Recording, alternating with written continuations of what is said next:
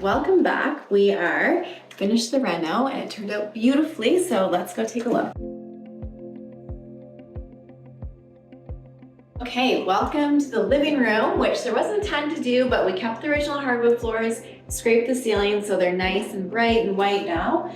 Added some pot lights, so we still have our east-facing sun and lots of light if you need it.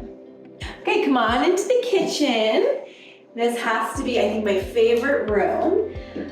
We had the most atrocious floor here. You can peek back if you want to see that. And I went with something funky because, you know, it's the home is 1969, wanted to keep a little bit of character and also to match with the original hardwood. Not that easy, it turns out. So we went with nice black and white tiles so it can double as a dance floor. And here we ended up doing a U-shaped kitchen. For the handles, we went with the classic black, which, you know, you can change that at any time, but it does tie in the floor, which I absolutely adore. So for appliances, I ended up going with stainless steel range, nice hood fan, dishwasher, and fridge. We opened up this window, took that ugly old whatever curtain that was there down, and so we have a nice big sink. So here, this used to be the opening that went to the hallway. But we closed that up to make it finish off the U shape, and now it has nice open shelves, which are actually really functional. I wasn't quite sure how I felt about them, but they're great. So, and you can kind of make them look cute. So that's all filled in, and we'll look at it on the other side as well. So the space isn't huge, but I did want to have a dining space, so kept this area open. Again, just changed out the light. You could probably put a bigger table here if you wanted, but it fits for it very comfortably. And you can just walk right out in summer. Not today, it's freezing. Okay, so for the laundry, we ended up building out this whole laundry room with a sliding door on it. So there's lots of room now for a stacker washer and dryer, which it's quite functional actually, so that's nice. So this is the other side of the wall. The kitchen is on the other side. So this was an open space, filled it in so that we could finish this laundry room. So this is the fabulous bathroom. I absolutely adore this room, it's gorgeous. Here we did a 60-inch dual sink vanity with 2 mirrors, 2 lights, so it's very functional. So the shower, which is dual head, tiled all the way to the ceiling, so it's got really beautiful tall sight lines. It's a great shower. I really can't complain. So for the bathtub, I went big and beautiful and kind of a bit of a showstopper. So I went with black tub, black hardware, and it is a beautiful, beautiful tub. And of course, did some gorgeous lighting to really make it look dramatic. Okay, come on into the master. Again, not a ton to do in here, but the ceilings were scraped, installed a new ceiling fan, sprayed out the closet doors, and the windows, they do need to be changed, but that will happen when it's a little bit warmer because clearly it is about -40 right now. So they're doing their job, but they will get changed in the spring. Welcome to the basement suite. This turned out absolutely beautifully. I'm very happy with it.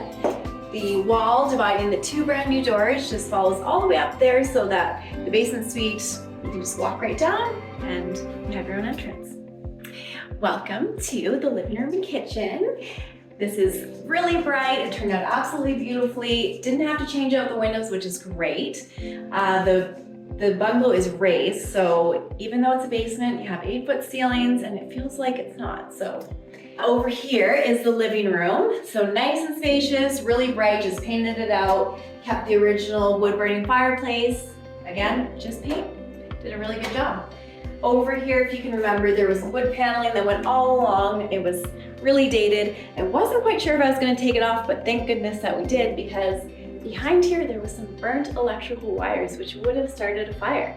So opened up that wall, found that, changed all the wiring, and we're good as new now. And welcome to the beautiful big kitchen. So ended up being enough space to have a huge island with a big sink, really functional kitchen. You got your sink here, your dishwasher, your stove, your microwave, tons of storage. Really, really awesome for a basement suite.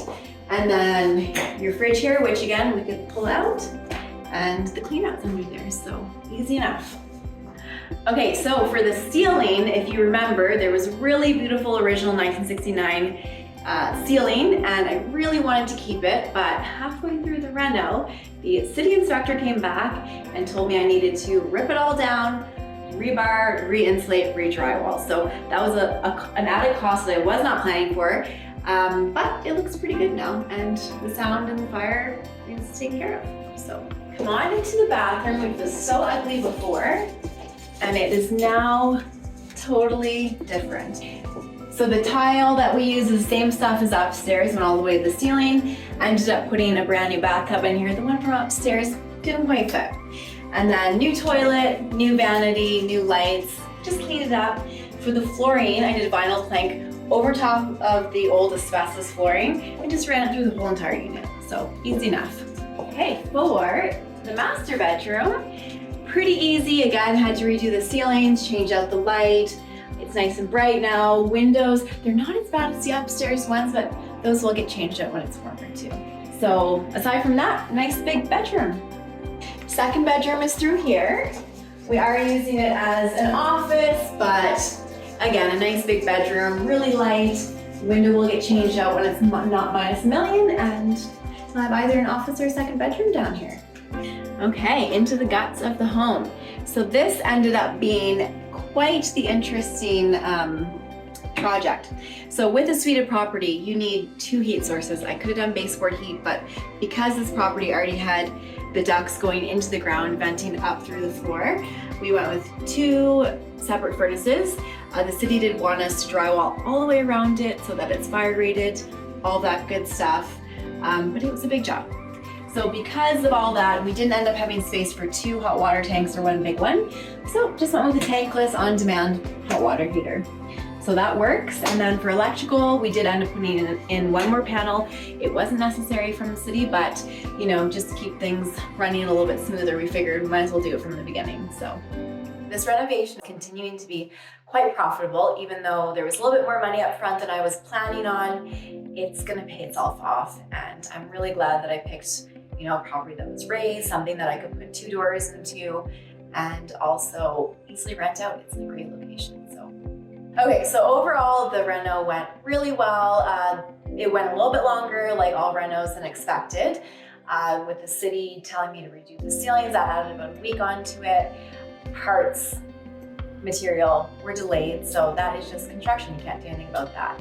But overall, it's getting great rents. I actually Airbnb'd the upstairs this summer, and it turned out really well. So a really profitable investment. I'm really glad that I suited this one.